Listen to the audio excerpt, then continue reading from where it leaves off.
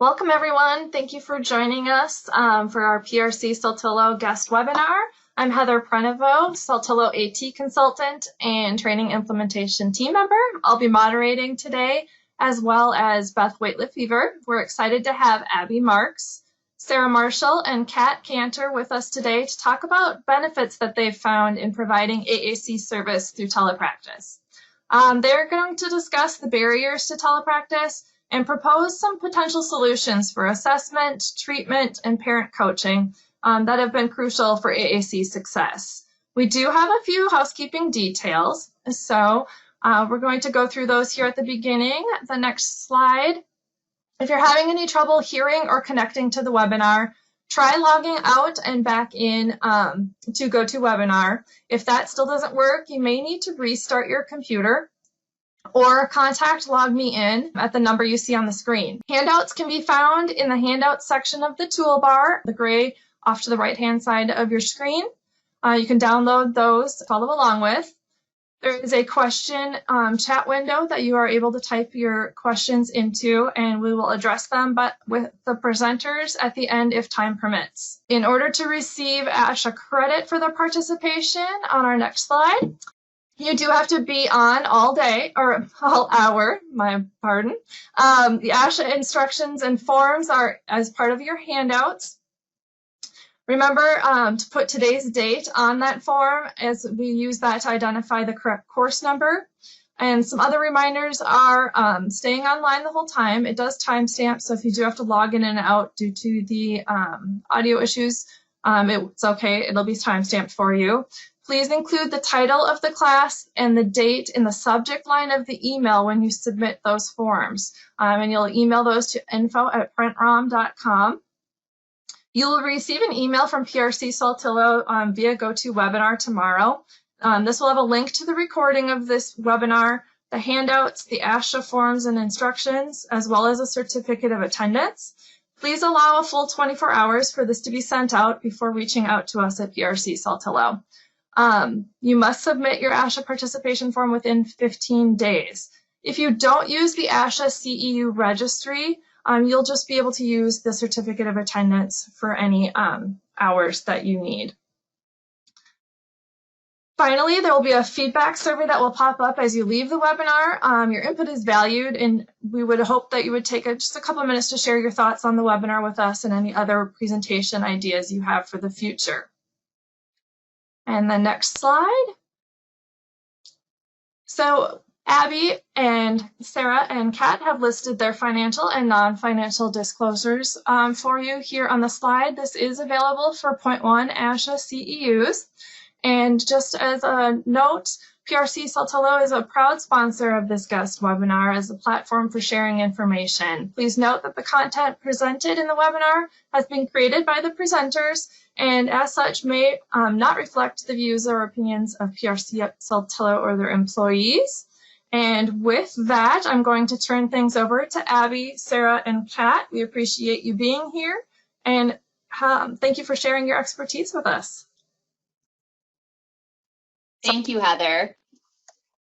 We are going to do a quick round robin of introductions since there are 3 of us today, and then I will get us started. Sorry if there's a little bit of delay in the slides. So I will go first. My name is Sarah Marshall, and actually all 3 of us today are speech-language pathologists from the Waisman Center, and we have the opportunity to practice exclusively in the area of augmentative and alternative communication, serving individuals across the lifespan. Kat? Hi, I'm Kat Kanter, and like Sarah said, we all work at the Waisman Center. I'm excited to kind of meet you all today. Hi, I'm Abby. I also work at the Waisman Center in both our clinic-based and our outreach programs. So we were really glad when we got the opportunity to talk about the ways that we've been using telehealth across all of those areas, and hopefully we'll give you some useful information today. Awesome. I think with that, we are going to turn off our webcams to just support connectivity here and launch into things.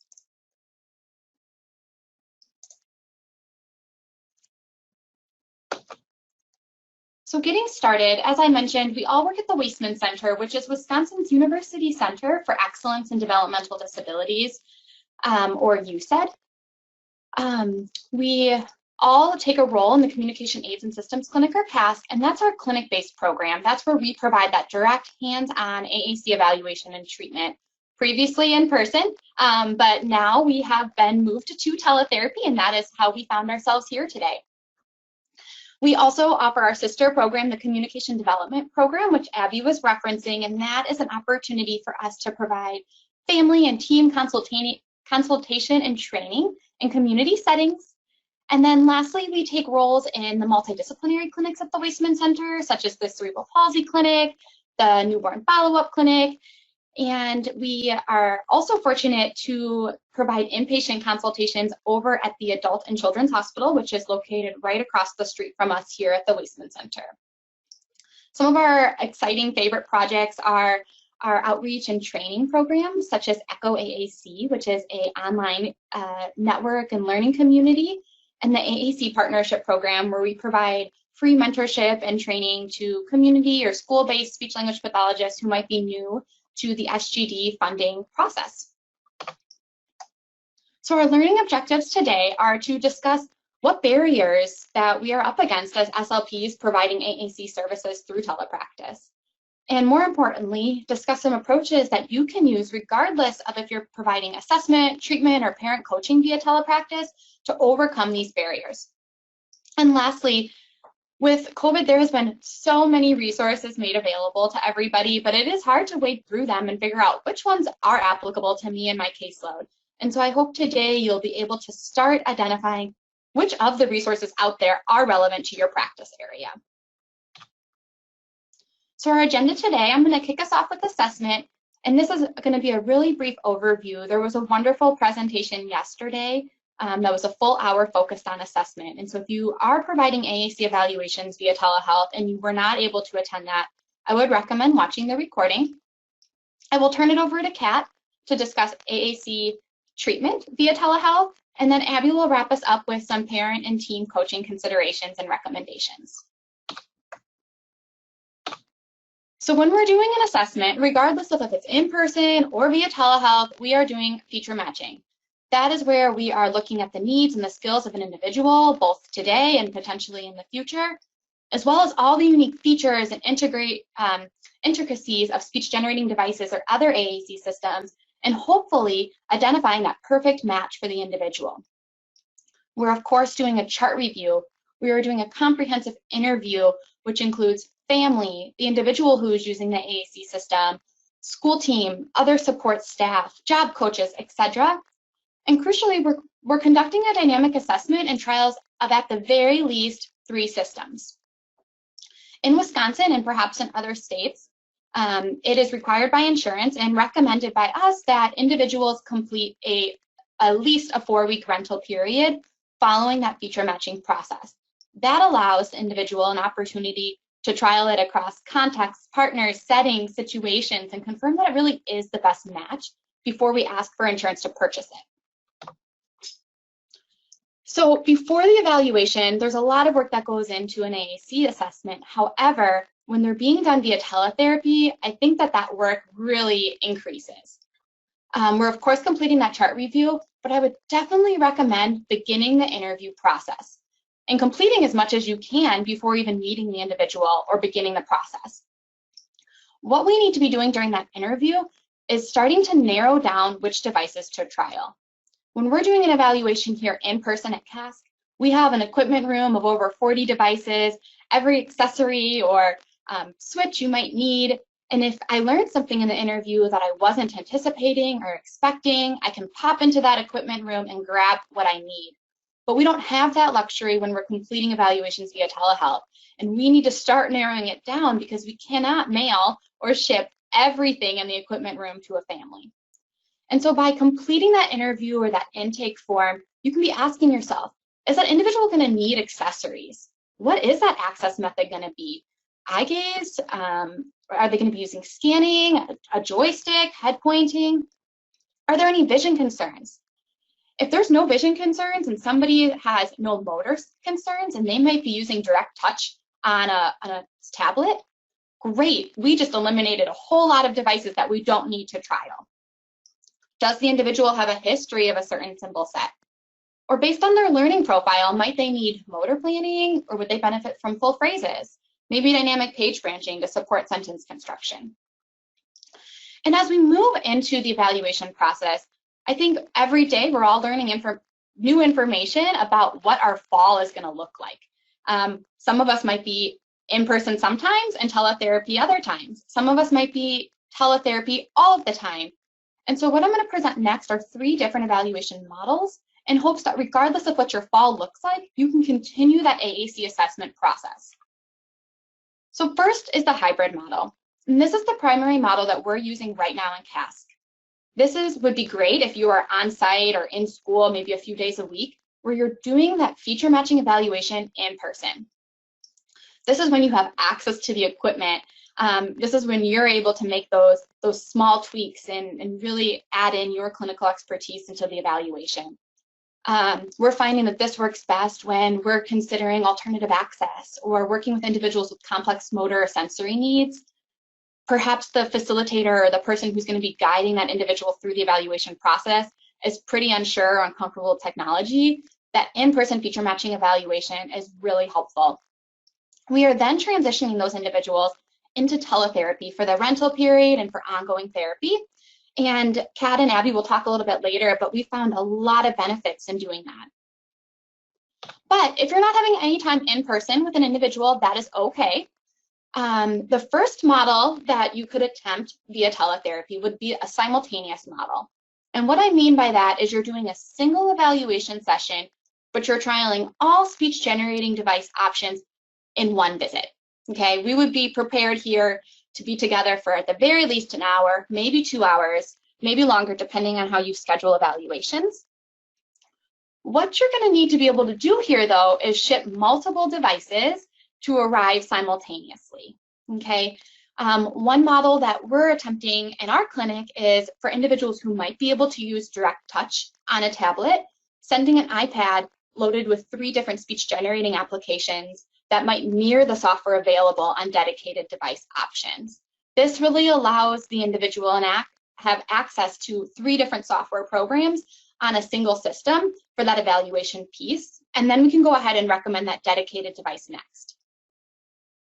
You'll also want to do a pre-planning meeting with the facilitator. I would recommend doing this without the individual if the individual might be a child or somebody who wouldn't be taking control over the operational aspects of the device.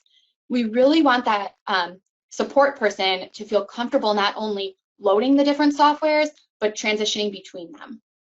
Again, this works best if that individual can sustain participation, perhaps if they have less complex needs, just in terms of the amount of equipment that needs to be shipped. If that lovely simultaneous model isn't going to work for you, I would recommend the sequential model.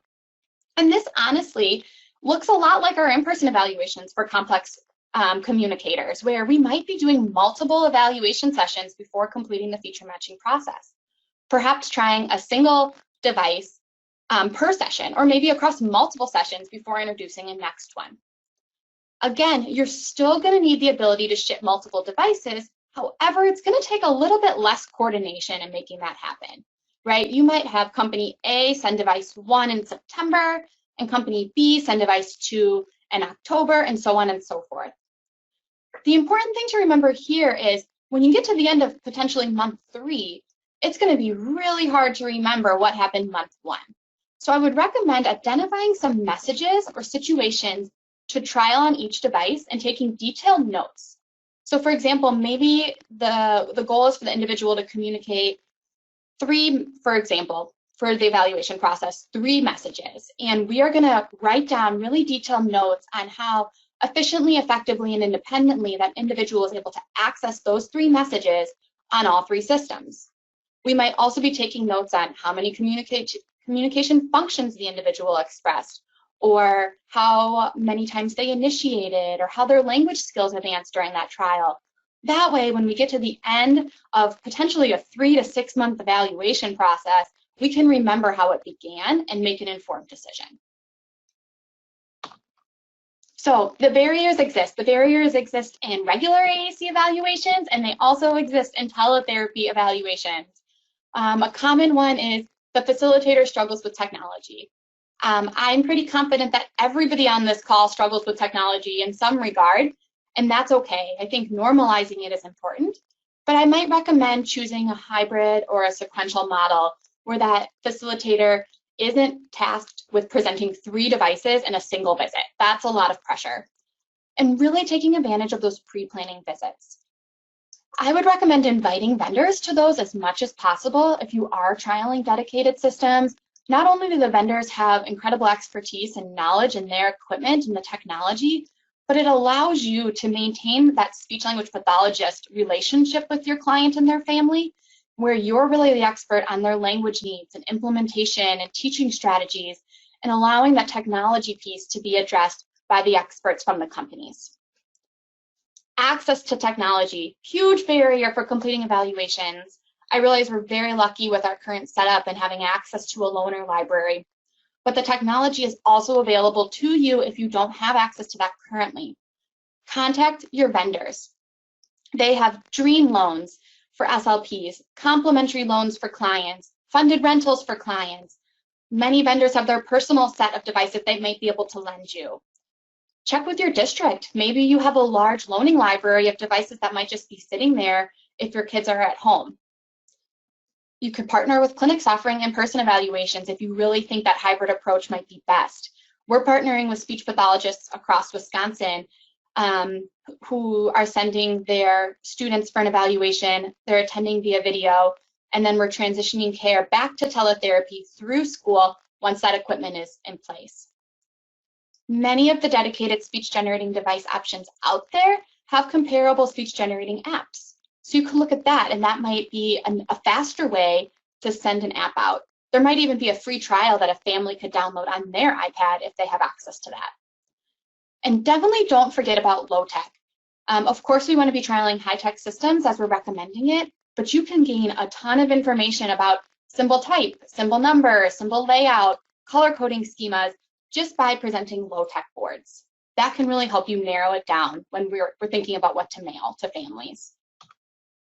The last barrier I want to mention is when an individual struggles to sustain attention in teletherapy.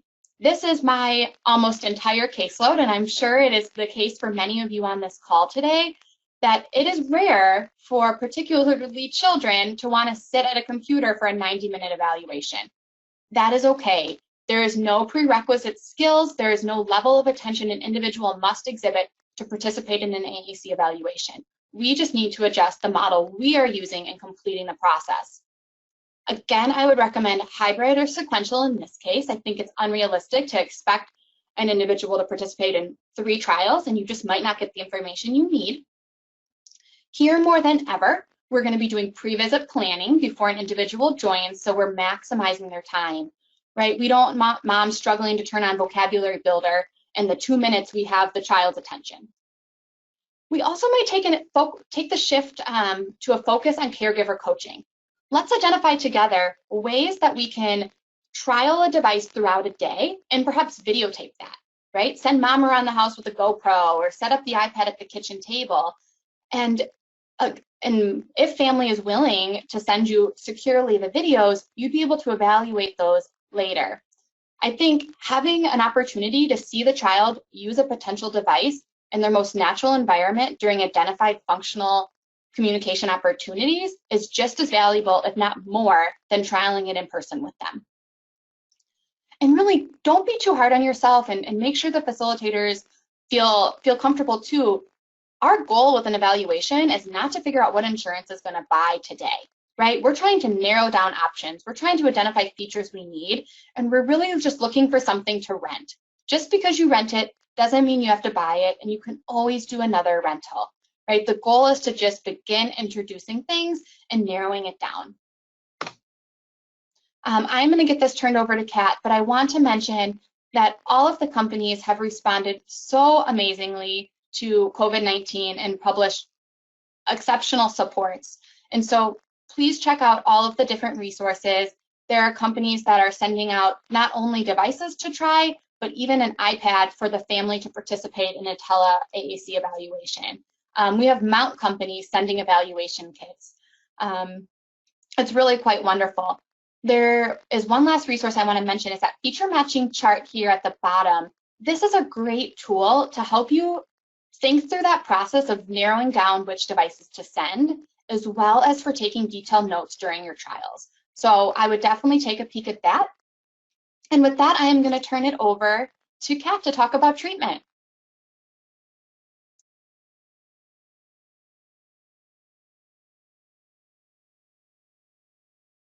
All right, everybody. So I am going to be chatting a little bit about treatment. Sarah, thank you for all of that wonderful information about assessment.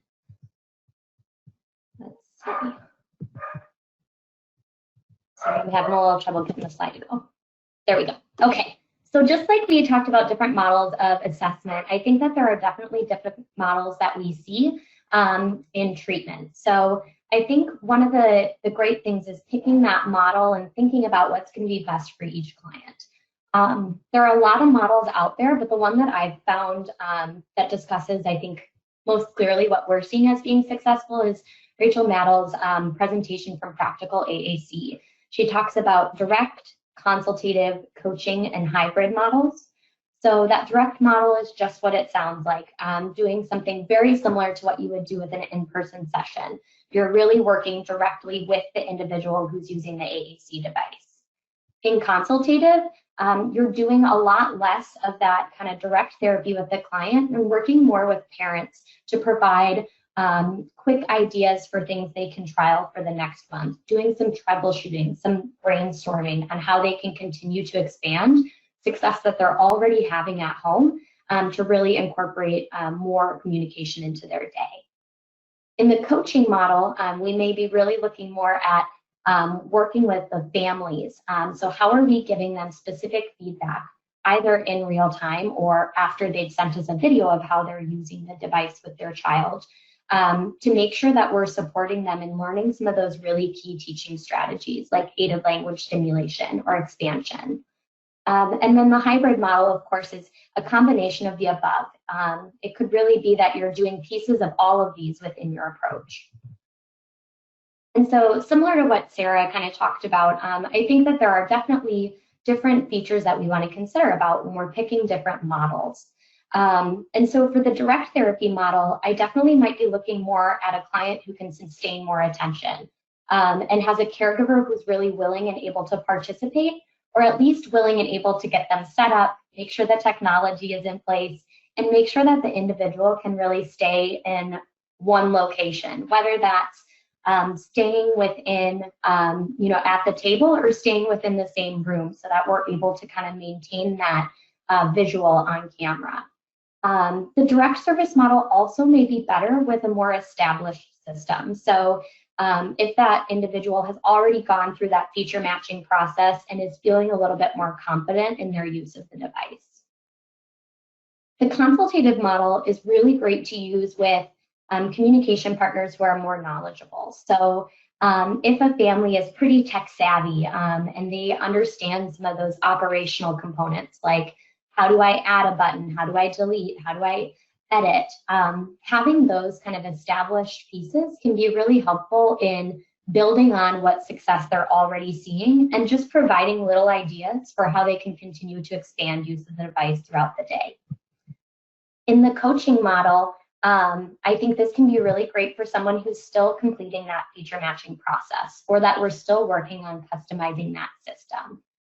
So when we're doing that feature matching, being able to make sure that the caregiver is really involved in that piece is really key, because we know that systems are more successful when the family and all of the individuals in that person's life also embrace the system. And so making sure we're really coaching them through how it could be used or how we can try it throughout the day is going to be a really key part of that. And then finally, the hybrid model can be a really great model when we're looking at someone who might need both direct, but then also have some indirect time with the caregiver to make sure we're doing some of that coaching.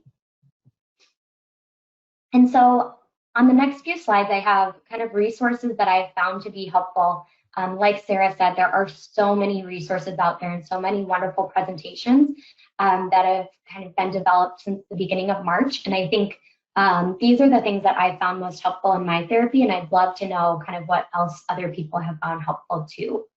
For me, I always try and think about if I had seen this person in person before, what kind of things did we like to do? If we like to play more board games like Pop the Pig or Candyland, I might bring in some of these PBS Kids free games. So I'm in control of the screen, and I might mute the volume on it, but then we can really still use that communication device to be talking and playing through those games. Animated shorts are also so amazing because a lot of the times there are no words and there is no audio that goes along with it. And so narration and really talking through what you're seeing, how they're feeling, what we think is going to happen next can be a really beautiful way to integrate some language therapy into using the device.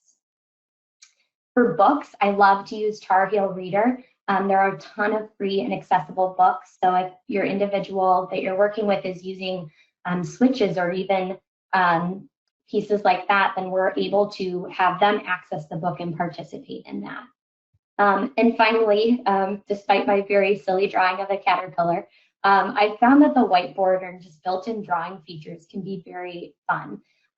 You know, playing Pictionary or using it to make a story together can be a really powerful way for clients to be participating. And then, of course, I think all of the vendors have wonderful resources. I think that they all have really great like pre-made lesson plans for you, incorporating the vocabulary that your student is specifically working with. You know, I think one of the things that can be really tricky for all of us all the time is that there's not enough time in the day to very meticulously plan every session. And so I love being able to go on and say, you know what, my student today has been really interested in Play-Doh. I'm going to go on to the Active with AAC and pull out that Play-Doh lesson plan and use that to help guide what words I'm modeling. And so those can be really great too, because they can also be really great carryover for you to provide for families. As you've been using them and modeling them, then you can also just give that to the family, send that to them for free to be able to follow up with that the next week. When we're thinking about the consultative model, remember we're doing maybe less frequent check-ins, and really we're just helping to guide the parents through using the device without maybe more of that hands-on coaching piece. And so for this, I just love to give families resources to start to kind of think and reflect on their own about ways that they can continue to incorporate the device. There's a year of core that talks through different core vocabulary to use every month. It has a book that goes along with it. The book is online so that you can watch a video of it or you can read through it. There are also typically activities that go with each word. I also love to use this choosing activity by core vocab. I love being able to see what kind of activities does the family do together. What kind of things are you modeling? You know, are you mainly modeling some of those verbs like at mealtime? Are you modeling eat, drink? And then looking at how can we expand that to other communicative functions? You know, what kind of descriptors can we bring in and what kind of questions can we ask? And really helping families to expand their idea of how to use the device during those times.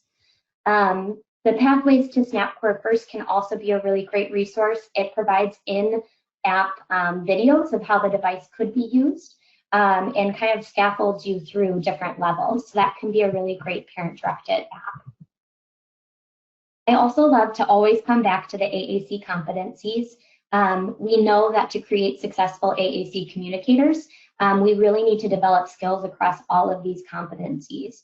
And so I love to go through this with families and really reflect on where are you seeing their strengths and where can we help build up some more strengths in these other areas.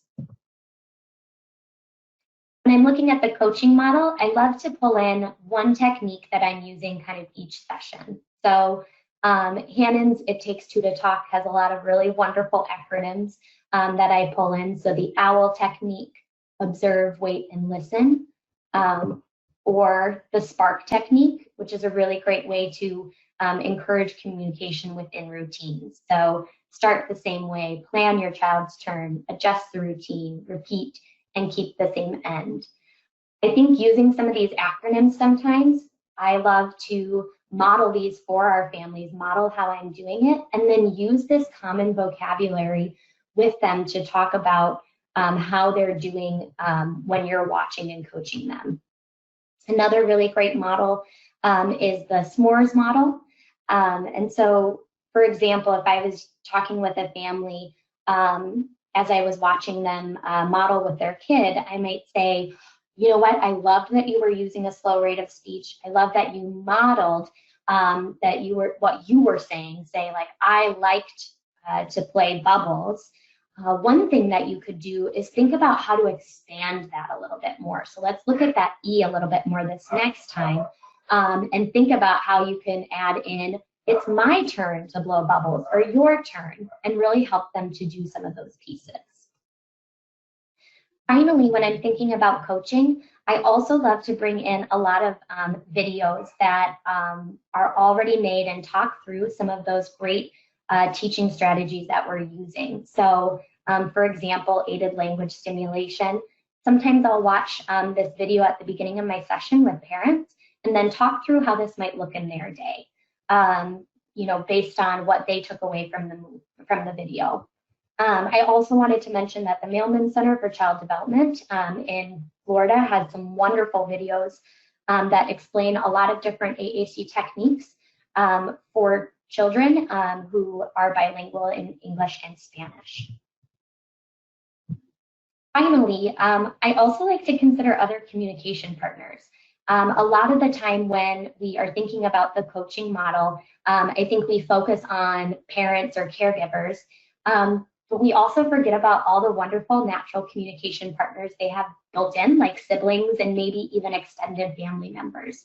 And so Dr. Tiemann Bork at the University of Kansas has a really great model called Stay, Play, Talk, where she really coaches peers through using a device and helping them to use the device with their sibling or their peer. And so I would encourage you to look into that a little bit more if you do have siblings or peers available for that. Finally, the hybrid model. I like to think about doing this before, during, and after the session. So before, I'm choosing some target words and some activities that I know I'm going to be able to really model those words in. During the session, I'm starting by showing where the word is, giving some really clear directions. Then I'm leading the first activity and showing how I might model that word. And then finally, I'm encouraging that caregiver to model the word the next time. Finally, at the end of the session, I like to decide with the caregiver what we're going to practice before the next session based on what we tried. So, for example, this might look like I want to choose the word here. And so I'm going to start the session by showing where I found here on the device. And then I'm going to model here every time it comes up in the book, polar bear, what do you hear? Then after we're done with that, I might ask the parent if they have any questions about the ways that I modeled it, and then ask them to do either read polar bear again, or to lead an activity like Old MacDonald, where we talk about what animals we're hearing. And then finally, I like to decide with the parent kind of what they're going to work on in the next week, thinking about that word here. So, for example, they might choose to do a listening block. So getting to the barriers quickly before I turn it over to Miss Abby here. So you would be surprised how often this barrier occurs, but where the student or the child that you're supposed to be working with is not actually present for the session. And so I think that this can be really helpful, like Sarah said before her assessments, to do that pre-planning visit with the caregiver and to really set clear expectations. So setting how long they're going to need to be there and how long, whether you're going to need both the parent and the child, or if you want to talk to the parent first and then the child. Having a really clear kind of plan for each session can be really helpful. And really just developing this at the start of the school year, you know, just a set model that you're always going to use can really help build routine. Another one is when the caregiver might have difficulty modeling or locating vocabulary. So with this, I like to start a session by modeling where I might find the vocabulary, or I choose maybe a more limited amount of vocabulary, and really pull on the parents and the caregivers to ask, what kind of vocabulary are you hoping to work on, so that we can make sure to pull that in. I typically will download the free communication software. A lot of the vendors and a lot of the companies offer free versions of the software, so I can share my screen and make sure I'm helping the parent walk through where to find things. And then really using visual cues when you're modeling. So for example, some of the visual cues that I found successful are adding kind of a dark border around the vocabulary that I'm going to target. So in the picture on the left, I have a darker border around go, stop, up, and down. Or in the picture on the bottom right, really changing the color of the button just for the session, just to show which ones we're going to be using. The top right picture also has some great built-in features. On the PRC accents, a lot of the time they have those vocabulary builders, which help limit the number of vocabulary to only those that you might need within a certain activity, or those that are based on the first 25 or 50 words that children acquire. Helping to kind of narrow down and find where that vocabulary is, I think, is half the barrier. And then finally, I think, just like we saw in assessment, having a client who has difficulty maintaining attention can definitely be a barrier with intervention. And so one of the things that's been really helpful for me is pulling on a lot of my psychology friends and using a reinforcement inventory. So finding what is most motivating to this child. Do they love to be moving? Do they love to be eating? Do they love to be reading? Really looking at what is going to be most motivating and how can I make sure I'm developing activities and using more naturalistic things that are going to be exciting for you, so you want to stay there. And then also planning sessions to occur during daily routines can be really helpful. At meal times or at specific play times, it's just natural that they might be confined to a more to a smaller area, so that we're not necessarily moving around quite as much. And finally, I think my last big thing is to always remember that communication is supposed to be fun. And so if it's feeling too stressful or too overwhelming, I often just go back to, how can I remember that this is supposed to be a really fun thing, and that's going to be the most motivating piece. So now I'm going to turn it over to Abby to talk a little bit about parent and teen coaching. Thanks, Kat. All right. So this is going to be a little bit different. I know Kat discussed some aspects of parent and teen coaching within that direct therapy service side of things. For us, this is actually two separate things, because we do have a program that's entirely dedicated to training for family and teen members. And so I'm going to dig a little bit more into kind of what that piece looks like. Oops, sorry. My mouse is a little slow to wake up. So we know, and the evidence tells us, that there are lots of benefits to providing parents and teen coaching when we are working with individuals who use AAC. In order to provide really family-centered and consumer-driven services, we need to involve not only the individual who's using AAC, but also those people around them. And when we think about the types of participatory practices we use to do parent and teen coaching, this can really actually be enhanced through telepractice versus being something that's harder to do. So some of the advantages are that we can involve the family more in decision making when we're, tuning in with them through telehealth services. We can find out what the family's strengths are and really utilize those to continue to drive success forward. And we can develop families' capabilities through their active involvement in their natural environments and natural routines, so that the learning is just that much better, both for them and for the individual who uses AAC, because we want to remember that our end goal is always to improve outcomes for those individuals. And so we'll dig a little bit more into different considerations when we're providing this coaching through telehealth. And I will use the words parent and teen coaching or communication partner training pretty interchangeably throughout the rest of the talk. So what are the considerations that we need to think about when we're providing this training? Obviously, we have to think about what we're teaching. So what strategies and skills do the communication partners need to learn? Which instructional formats are we going to use to teach those skills? and especially how are we teaching them specifically via telepractice. And so these considerations are important whether we're doing in-person or telehealth services, but we'll definitely talk more about what we've used as strategies to address or to make these decisions and think about these considerations in our practice with telehealth.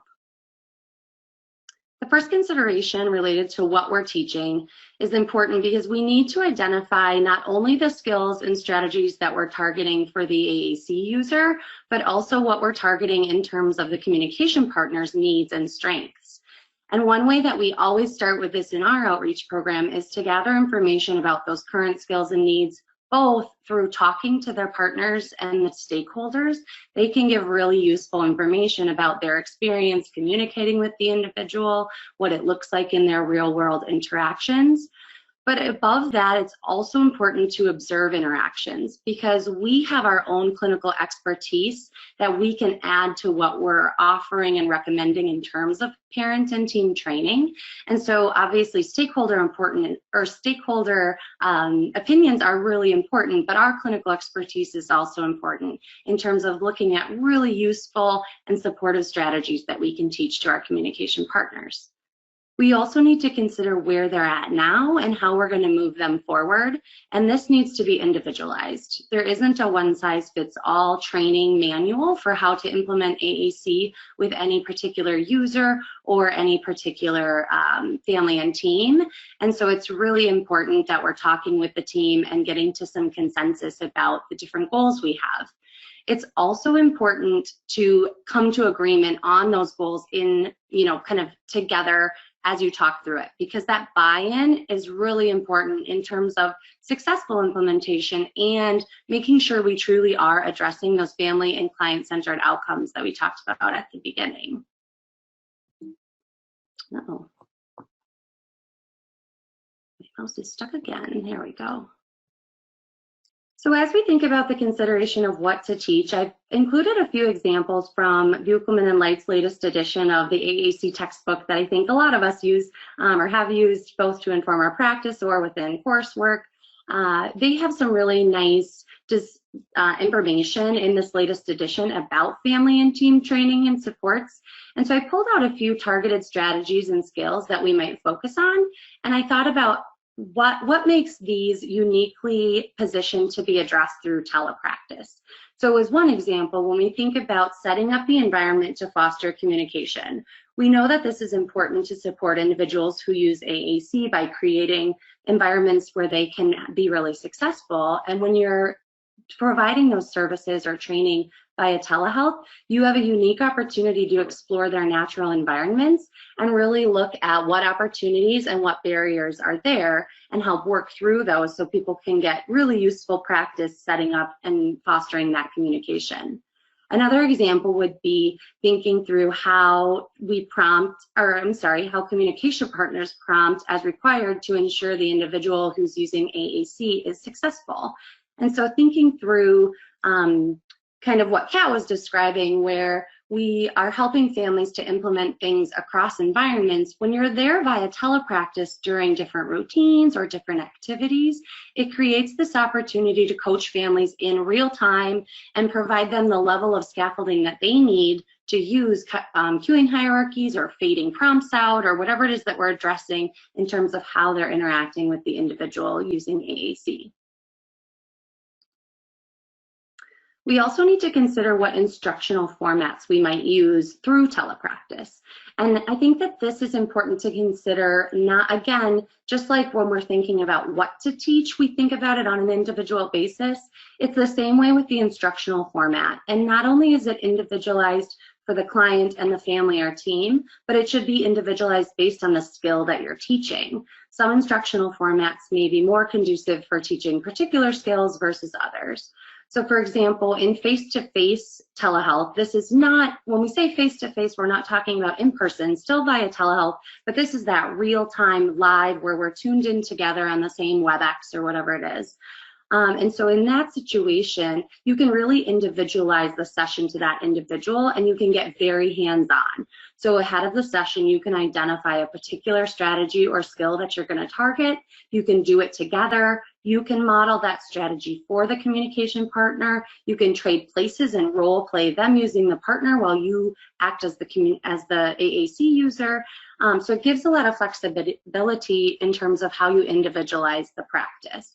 It does present some barriers related to scheduling. You have to be, you have to find a time that you're all available, and then the prep time to get ready for that can be more.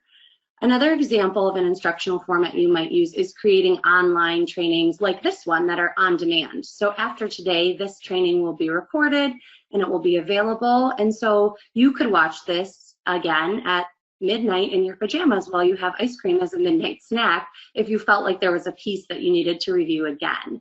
It can also be done self-paced and it's repeatable. So not only could you watch it again, but you could share it with another communication partner or another coworker, and they can also watch and learn the same tools and strategies. One disadvantage of that online on demand is that it's often not as personalized because you're creating a tool that's useful for lots of different people. And you might miss out on some of the accountability. If you talk to a parent or a team member about watching a particular training before your next face-to-face session because you're going to review that material and practice it, there's not necessarily the same level of accountability to make sure they watched it or that they watched all parts of it and didn't skip through. And then just in time is another format that I think is really useful for some strategies. And the idea with this is that you're almost creating a video model for the communication partner. And so they're watching a short clip of the communication strategy or skill that you want them to use right before they go ahead and use it with that individual. So for example, if you wanted them to target how they are supporting the person to go into a library and get a book, which this is probably a better example, non-COVID time, but you might take a video of you doing that with a client or you doing that with an individual who uses AAC, and you video the ways you go in, the queuing levels that you use, how you fade prompts back, and they watch the communication partner strategies that you're using on that video right before they practice doing that same activity. And so what's nice about it is it's very meaningful because they watch it and then they turn around and do it.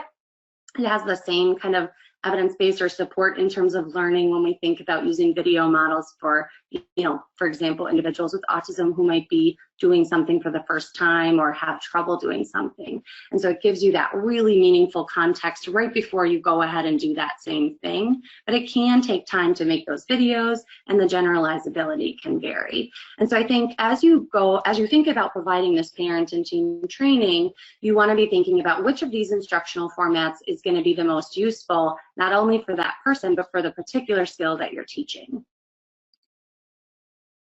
Then the last consideration we'll dig into is how to teach these different things via telehealth.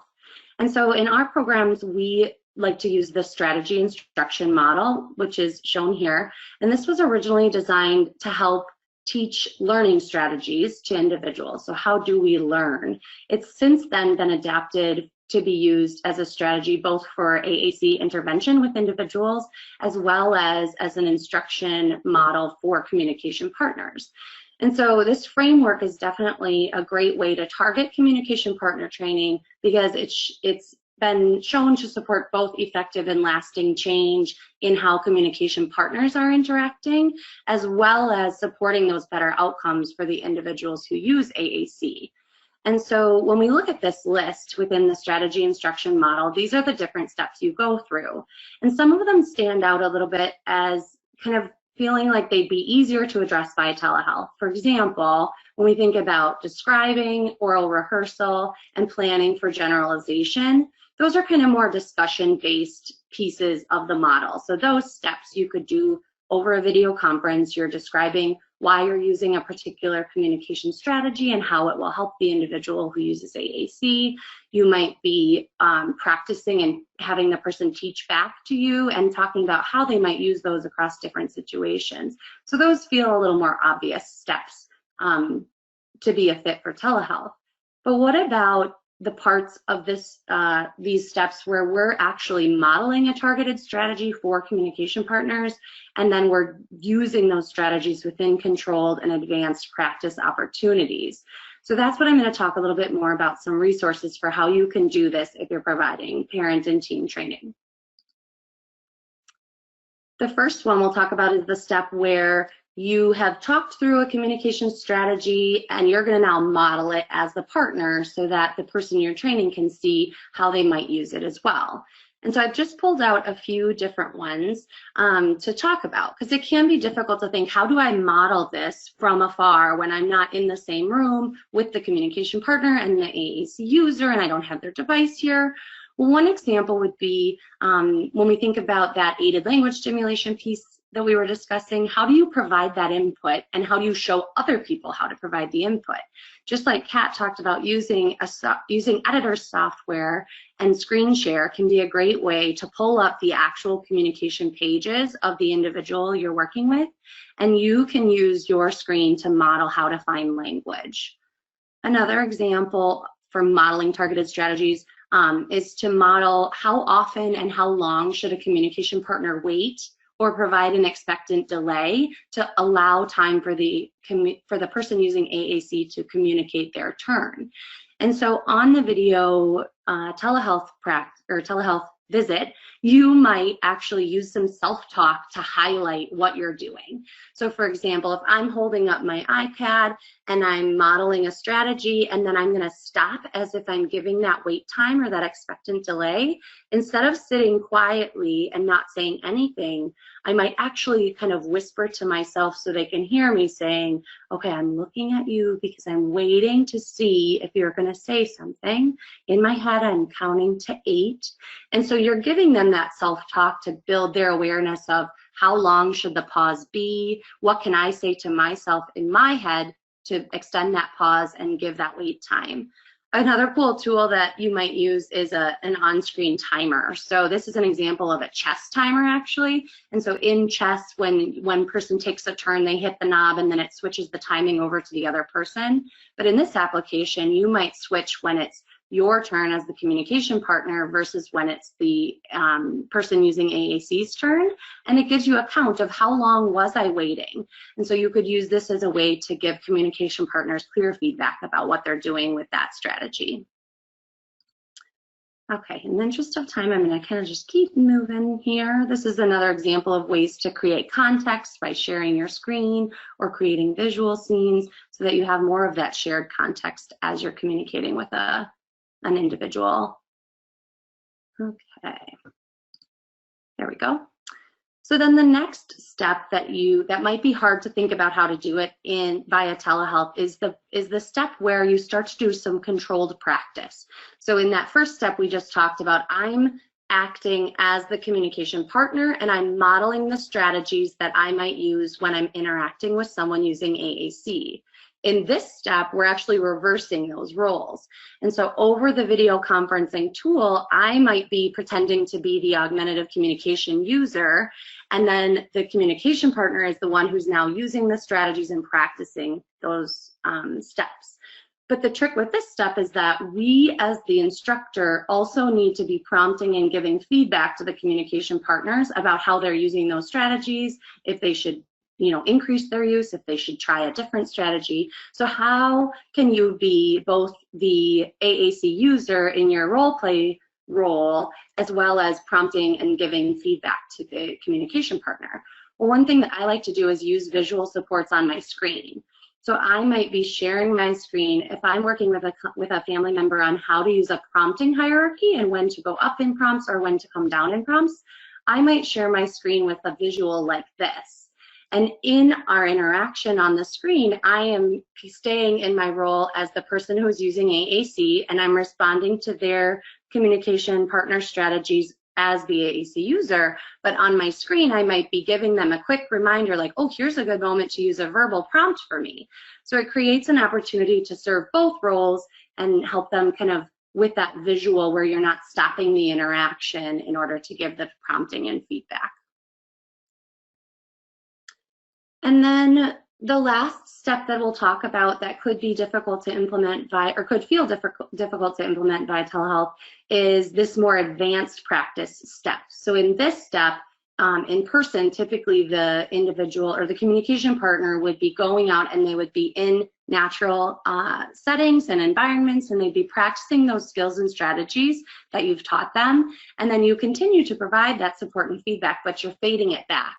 And so when you're doing this via telehealth, one thing I found really helpful is to schedule your telehealth visits during real life routines, and then ask the family to set up their tablet or their laptop more so you can kind of be a fly on the wall. Like the laptop's not, if they're, let's say they're having dinner and you're observing and giving some cueing about using the device within that routine, don't set it right on the table right next to them where your face is in the middle of their conversation. Set it up a little higher where you can see both communicators and the device, and you can kind of be watching what they're doing as a fly on the wall to provide some feedback without really intruding into the routine. You can also use earbuds to give some real-time prompts and coaching within in the moment where the client can't hear you, but the parent or team member can. And I think some universities are starting to do this within their training programs where the clinical supervisor is in a different room watching over video, and then the student clinician is in the room with the client getting some like in their ear feedback to support them. So that could be another cool way to support the family on the fly while not intruding into that more advanced natural practice setting. And then another strategy that I found really useful is to use the recording features of your teleplatform so that you can review afterwards, and you can use reflection strategies. You can provide lots of different types of feedback. For example, sometimes you might be affirming the things they do or asking them to evaluate what worked and what didn't work. And then you can do some planning in terms of what they're going to practice between your sessions and what setup you might do for your next session in order to keep practicing these skills and moving them forward. And I know we're getting close to time, so I'm going to just pop through these barriers really quickly so that we can have time to hopefully answer a couple of questions. But just like Kat and Sarah said, technical difficulties are always a tricky thing. And so I think leveraging the teleplatform's resources, so if you're using WebEx or Zoom, using their support websites can be important. You can also set up test rooms where families can go into the software and they can kind of play around with muting and turning the camera on and off before you're actually in the session to help them get familiar. Another barrier we've experienced when we're doing this training is a mismatch between the family and the provider's expectations. So for example, I often get feedback that the family is really overwhelmed and they just don't feel like they can do this because they just have so much going on, and especially right now during COVID, just things are not kind of quote unquote normal. And so one thing that it's important to do is really break down what you're working on into tangible goals and have some targeted practice opportunities. So rather than ending a session by saying to the family, okay, now you're going to practice modeling language within routines. Instead, you might say, okay, we practiced modeling, go and stop and fast and slow while you guys were riding on your kiddo's adapted bike. So between now and next session, I want you to pick 2 other routines where you can practice modeling and using go, stop, fast, and slow. For example, in the swing, or if you're driving in the car, as much as you can do that safely. You might also need to focus on how much sessions focus on discussion versus practice. So sometimes we get stuck in this pattern where families and team members are asking lots of questions and the entire training session just becomes a discussion and we don't really get that hands-on practice piece. So don't be afraid to jump in and say, okay, can you grab your kiddo, grab their device and grab some bubbles, and we're going to practice this right now. And then make sure you are discussing and agreeing on the targets and desired outcomes with the family, because that really does help with that buy-in.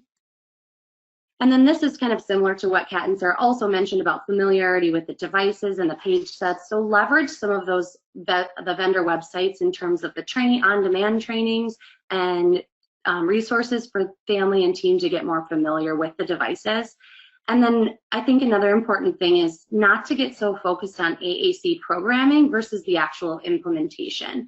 Leverage the vendors to help families understand how to program buttons and change things on the device, but try not to get sucked into that operational piece, because when we think about family and team training as SLPs, our purpose is to help with the communication competencies and build that functional communication. So as much as you can, try to focus on that actual implementation piece.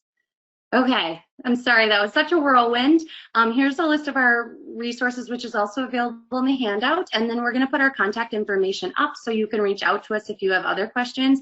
But I think I can stay on, and I think we have 1 minute, so Heather, if there were any questions in the chat, we'd be happy to talk about those now. You guys were awesome. Thank you so much for all of this wonderful information. And yes, we'll do a couple questions, but the biggest question was some hyperlinks for the resources, and we have compiled those, and we'll get those out to you in the follow-up email.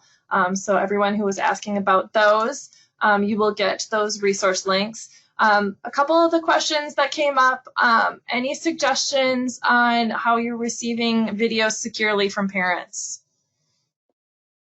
I can talk about that. I think that was in the AAC assessment piece. This is Sarah. We use UW Box, which is just a secure box system that we have here. I'm not sure, Kat or Abby, if you have any other secure video sharing platforms that you've been using. This is Kat. I can say that I was using the same thing, and then I often have been using like a waiver or an agreement or something with families too, just to say like this is where you're gonna be sending it, but know that it's just gonna be used for me for treatment purposes. Perfect. Another question that came up, any suggestions for the technology resources for doing the direct modeling, mirroring versus splitting the screen? If you have any suggestions on that. I like to use, so we, with our outreach program, the only platform that we've been approved to use right now based on just our university's decision about their HIPAA compliance, things like that, is WebEx. So that one doesn't have a ton of functionality in terms of like splitting the screen, but I do think the screen share has been pretty simple, and so you can't share multiple things at once, but I do a lot of like, I will, ahead of the session, I'll make sure I open up, like if I'm gonna share a website and I know I'm gonna use my editing software and I have a video of a strategy that I wanna show them and then discuss, I make sure I queue all those things up on my computer ahead of time, and then I just bounce between sharing one and then we're talking about it, sharing the next. We've also made sure to give permission to families and teams to share their screens so that, like for example, even going back to the video sharing, I've had a couple of families where they don't actually give me a copy of the video, but they, within our session, they share their screen, play the video for me, and then we talk about it. Perfect. Well, thank you, all three of you, for sharing this valuable information. We also wanted to remind everyone there is a survey as you leave, and there will be a follow-up email. Give us about 24 hours. Within that, there'll be a link for the recording of the webinar on our PRC and our Saltillo brand YouTube pages, and all the resource links will be sent out in that as well as your certificate of attendance. So thank you again. Reminder to get those in 15 days if you're using the ASHA CE registry. And thanks again. Have a wonderful afternoon.